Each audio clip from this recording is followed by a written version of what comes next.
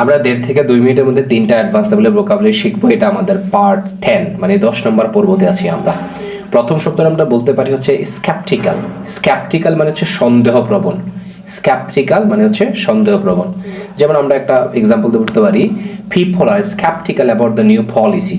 People are sceptical about the new policy. নতুন যে নীতিটা আছে এটা সম্পর্কে লোকজন সন্দেহপ্রবণ, মানে ভাবতেছে এটাকে আসলে সম্ভব, এটাকে বাস্তবায়ন করবে কিনা বা বাস্তবায়ন করা সম্ভব কিনা, এটাকে আমরা বলতেছি স্ক্যাপটিক্যাল মানে সন্দেহপ্রবণ। এই ভিডিওর দ্বিতীয় ভোকাবুলারি হচ্ছে ভায়াবল। ভায়াবল মানে কার্যকর ও বাস্তবসম্মত।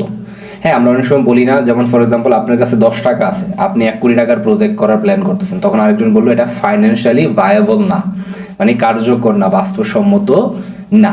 দ্যাট মিনস আমরা একটা এক্সাম্পল দিয়ে যে বলি the plan is financially viable, প্ল্যানটা আর্থিকভাবে বাস্তবসম্মত বা কার্যকর।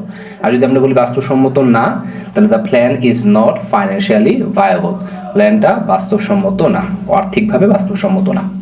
নাম্বার অ্যাডভান্স ভোকাবুলারি আমরা বলতে পারি এন্ডোর্স।